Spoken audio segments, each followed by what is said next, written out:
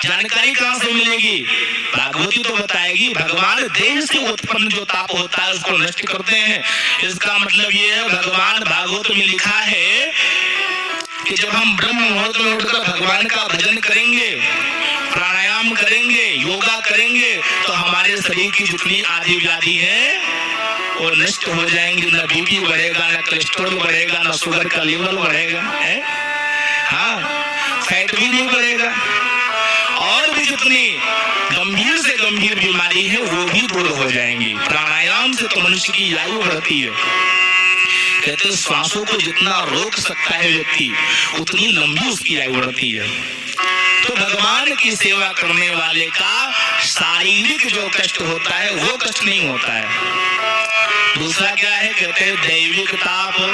दैविक मतलब देवताओं के द्वारा कष्ट मिलता है? तो देवताओं से कैसे कष्ट मिलता है?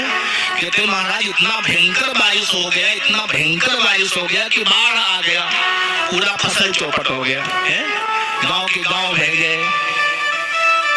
अग्नि, कहते हैं अग्निकांड, आग लग गया, पूरा का पूरा फसल जल करके राख हो गया, अतिवृष्टि हो गया, अनावृष्टि पड़ गया, अकाल पड़ गया, 2-2, 4-4 वर्षों तक पानी ही नहीं बरस रहा है, खेती कैसे हो?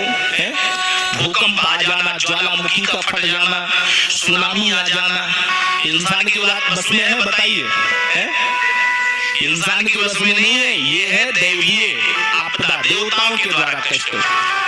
तो जब भगवान के सुप्रीम पावर हमारे ठाकुर जी हैं, कौन? हमारे ठाकुर जी सुप्रीम पावर हैं। और जब हमारे ठाकुर जी का कोई सेवा करेगा तो उसके ऊपर देवताओं का अनुग्रह रहेगा।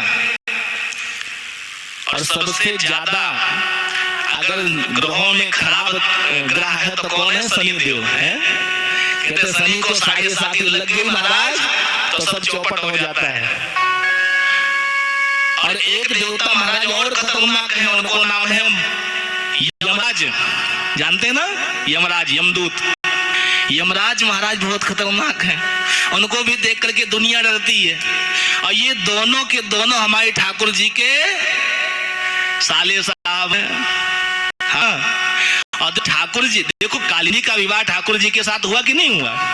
सूर्य तनया। तो जब ठाकुर जी का विवाह कालिंदी के साथ में हुआ तो ठाकुर जी क्या हो गए? जीजा जी हो गए हैं। तो भैया जब ठाकुर जी का कोई सेवा करेगा तो ये लोग परेशान नहीं करेंगे। शनि का भले ही 7.5 रहेगा लेकिन आपको नुकसान नहीं होगा, मृत्यु का भय नहीं रहेगा, काल भगवान भी आप पे कृपा करेंगे। और यमदूत जो यमराज है वो भी आपके पास नहीं आएगा। तो कहते हैं भैया सुप्रीम पावर के पास में पहुंचो, हमारे गोविंद के पास में, दुनियादारी को छोड़ दो, इसी में कल्याण है। दैविक ताप से भी आपको मुक्ति मिल जाएगी। और तीसरा कौन है? भौतिक ताप, लोगों के द्वारा कष्ट मिलता है। कहते हैं महाराज बात बात में बात बढ़ गई, आपस में लड़ाई झगड़ा हो गया। हाँ, हो जाता है महाराज। बाइक से जा रहे हैं और महाराज उधर से आ रहा है, वो टक्कर मार दिया, हाथ पांव टूट गए हैं। या एटीएम से पैसा निकाल रहे, पीछे से चोर पहुंच गया महाराज, वो आपका जो जितना भी कुछ है सब लेकर चला गया। आप छुड़ाने के लिए कोशिश किया तो गोली मार दिया। ये सब कष्ट होते हैं, लोगों के द्वारा कष्ट मिलता है। हाथी ने उठा के पटक दिया, ट्रक से महाराज टक्कर लग गया है। अनेकों प्रकार के जो शरीर लोगों के द्वारा कष्ट मिले। तो जब लोगों के द्वारा कष्ट मिलता है, उस ताप का भी मेरे ठाकुर जी, उस ताप से भी भगवान रक्षा करते हैं। क्योंकि झगड़ा लड़ाई कब होता है, वैमनस्य कब बढ़ता है? जब हम लोगों में भेद देखते हैं। और हमारे बाबा गोस्वामी तुलसीदास जी कहते हैं, सिया राम में सब जग जानी, करऊं प्रणाम जोर जुग पानी। तो जब सबके हृदय में सिया राम है, जब सबके हृदय में मेरे ठाकुर जी बैठे हैं, तो क्या किसी से वैमनस्य हो सकता है? नहीं होगा। और जब वैमनस्य नहीं होगा तो लड़ाई झगड़ा लोगों से होगा नहीं है, दुश्मनी लोगों से होगा नहीं, तो लोगों से कष्ट नहीं मिलेगा। तो ऐसे मेरे भगवान हैं और ऐसे भगवान श्री कृष्ण को हम प्रणाम करते हैं। अच्छा, ये कथा कहाँ हो रही है? किसी को मालूम है ये कथा कहाँ हो रही है? नेमिषे सूतमासीन मभिवाद्य महामतीम् कथामृत रसस्वादा कुशलः शौनको ब्रवीत। ये कथा हो रही नैमिषारण्य में। कितने लोग गए हैं नैमिषारण्य पता है? कोई गया नैमिषारण्य? 1 2 3 4 गिने चुने लोग हैं। कहाँ पड़ता है नैमिषारण्य?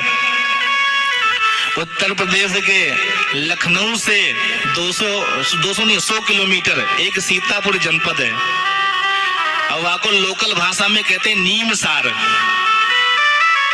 वहां के लोगों से पूछोगे तो नीमसार कहेंगे, नीमसार। वहीं पे चक्र तीर्थ है और ये कथा सबसे पहले वहीं हुई है। और किसने कथा की है? कहते हैं सूत जी कथा शुरू प्रारंभ किया है। शौनक 88,000 ऋषि यहाँ पे बैठे हैं। अच्छा, नैमिषारण्य की उत्पत्ति कैसी हुई किसी को मालूम है? आप तो बहुत कथा सुनते होंगे, हैं? पता है? नहीं पता तो बता दें फिर। नैमिषारण्य की उत्पत्ति इस प्रकार से हुई।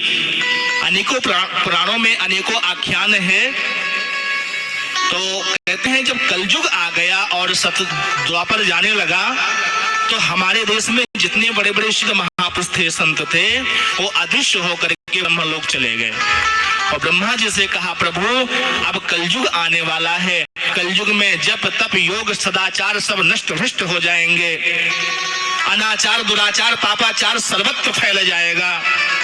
तो हमारे लिए कोई ऐसा स्थान बताओ जहां प्रलय पर्यंत कलयुग का कोप ना रहे, कलयुग का प्रभाव ना रहे। ब्रह्मा जी ने मन में विचार किया, आंख बंद किया तो देखा तो भाई कलयुग तो लग गया पूरे भारतवर्ष में है। और भारत क्या पूरी दुनिया में कलयुग लगा हुआ है। तो ब्रह्मा जी को विचार हुआ अब इनके लिए क्या करें। ब्रह्मलोक में तो उनको रख नहीं सकते हैं। तो ब्रह्मा जी ने अपने मन से ही एक चक्र बनाया। क्या बनाया?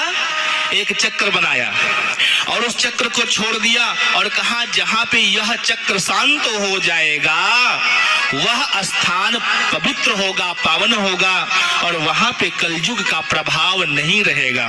इसलिए तुम लोग इस चक्र के पीछे पीछे चले। अब तो महाराज जितने बड़े बड़े योगी महापुरुष थे, शुद्ध महापुरुष थे, सब चल पड़े और चक्र भी चलने लगा। चलते चलते चलते चलते सारा भूमंडल का परिभ्रमण किया और करते करते महाराज भारतवर्ष में आया। और ऐसे जंगल जहाँ कुछ भी नहीं है, सुनसान है? रात को क्या कहते हैं? निमी। जो छोटे छोटे दांत जैसे होते हैं ना, आपको निमी कहते हैं। क्या कहते हैं? निमी।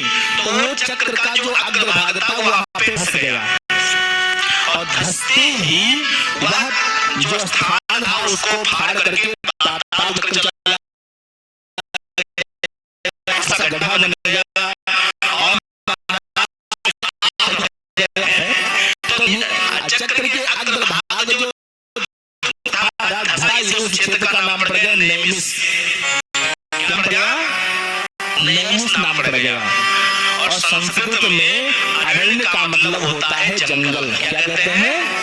कहते हैं ना दंतारण्य है। तो अरण्य का मतलब होता है जंगल, वो जंगल ही था। तो नैमिष और अरण्य को जोड़ करके क्या बन गया? नैमिषारण्य। इस प्रकार से नैमिषारण्य की उत्पत्ति हुई और 88,000 महाराज शौनक आदि ऋषि यहाँ पे यज्ञ करते हैं, तपस्या करते हैं, पूजन अर्चना करते हैं। कहते दिन भर यज्ञ चलता है, शाम को महाराज किसी भी अपने यहाँ से किसी को उठा करके मंच पे बैठाते हैं, कहते भैया कथा सुनाओ। संयोग की बात है एक बार उन 88,000 महापुरुषों के बीच में भगवान सूत जी आ गए। बोलो सूत जी महाराज की जय। और जैसे सूत जी का आगमन हुआ बड़े बड़े योगी उठ के खड़े हो गए महाराज। सबसे विद्युत रजनीन जो ऋषि शौनक जी थे वो भी खड़े हो गए और दिव्य सिंहासन बनवाया है। पैरों को महाराज पाद प्रक्षालन किया है, आचमन कराया है और दिव्य वस्त्राभूषण से अलंकृत किया है, तिलक लगाया है, माला पहनाया, प्रणाम किया है और कहा महाराज जी आप भगवान स्वयं में कोई साधारण आपके गुरु नहीं है। और आपसे मैं कुछ पूछना चाहता हूँ।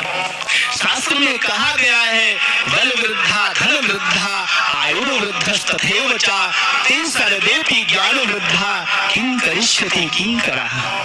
कोई धन में बड़ा है तो वो बड़ा नहीं है, कोई बल में बड़ा है तो भी वह बड़ा नहीं है, कोई आयु में बड़ा है तो भी वह बड़ा नहीं है। कहते हैं जिनके पास ज्ञान है वही सबसे बड़ा है? और ये बात मानते कि नहीं मानते हैं? जिसके पास ज्ञान है वही सबसे बड़ा है। कहते हैं ना कि 22-25 साल का कलेक्टर आता है बनकर आईएएस और पूरे जिला को संभालता है। और आप क्यों नहीं करते महाराज? चाहे प्रोफेसर है, चाहे टीचर है, चाहे कुछ भी है, आप उनकी जाति है जो आता तो सल्यूट करना पड़ता है। क्यों? उसके ज्ञान प्रणाम करते हैं, उसको नहीं प्रणाम करते हैं। उसके पास ज्ञान है, उस ज्ञान के बल पर उसको वह पद मिला है जो दुनिया प्रणाम करती है।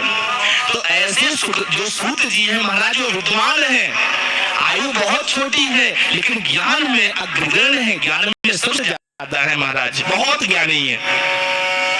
और इसीलिए 88 है कि त्रिभुवन के अंधकार को भगवान सूर्य नष्ट कर देते हैं। कहते चिंतामणि की विशेषता होती है यम यम चिंतयते कामम तम तम प्राप्त नोति निश्चितम।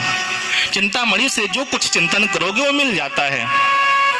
लेकिन चिंतामणि से अगर कह दो गोविंद को प्रकट कर दो, है भगवान को प्रकट कर दो, तो क्या चिंतामणि प्रकट कर सकती है? नहीं कर सकती है। चिंतामणि स्वर्ग की संपदाएं भी प्रकट कर सकती हैं, लेकिन चिंतामणि से अगर भगवान को कहो प्रकट हो जाए तो गोविंद को प्रकट नहीं कर पाएगी। लेकिन जिसपे सद्गुरुदेव भगवान की कृपा हो जाए, है जिसपे सद्गुरुदेव भगवान की कृपा हो जाए तो चिंतामणि गुरुदेव की कृपा यह है कि महाराज तुम लोगों के ठाकुर जी को सहज ही उठाकर दे देते हो, कहते हैं ले जाओ। ठाकुर जी से भी कहते हैं कि अब इनको हमने सौंप दिया है, इनका रखवाली आपको ही करना है? गुरु जी क्या देते हैं? एक एनओसी देते हैं। क्या कहते हैं वहां को? Not objection certificate. जब पढ़ते हैं तो मिलता नहीं कॉलेज वॉलेज में एनओसी, उसको ले जाते हैं तब दूसरे कॉलेज में यूनिवर्सिटी में एडमिशन मिलता है। ऐसे गुरु जी भी देते हैं एनओसी। जब कोई साधक खूब तपस्या करता है, गुरु जी अच्छे वाले हैं, सच्चे वाले, अब ऐसे ऐसे गुरु की बात नहीं कर रहा, लेकिन अगर सच्चे गुरु हैं तो वो जल्दी चेला बनाते भी नहीं है, और जिसको चेला बना दिया महाराज उसका कल्याण भी है। तो अब ठाकुर जी को बोल देते हैं क्या कि ये मेरा है और इसको संभाल लेना है। और जब जब गुरु जी ने कह दिया ये मेरा है तो ठाकुर जी उसे सहज ही स्वीकार कर लेते हैं। तो गुरुदेव की बड़ी महिमा है, और आपको भगवान गुरुदेव की कृपा से अथाह ज्ञान का समुद्र मिला हुआ है, करोड़ों सूर्य जैसा ज्ञान मिला हुआ है। उन करोड़ों सूर्य के ज्ञान का एक थोड़ा सा, एक छोटा सा है, एक नेक सो छटा मेरे हृदय पटल पे रख दो। हम ये जानना चाहते हैं कि कलयुग में जो भक्त लोग हैं, भगवान के जो भक्त हैं, अपनी भक्ति को बढ़ाने के लिए क्या।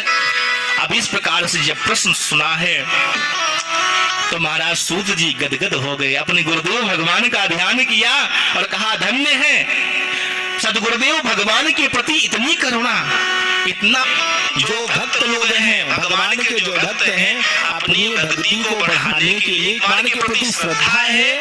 तो सुन लो, मैं अब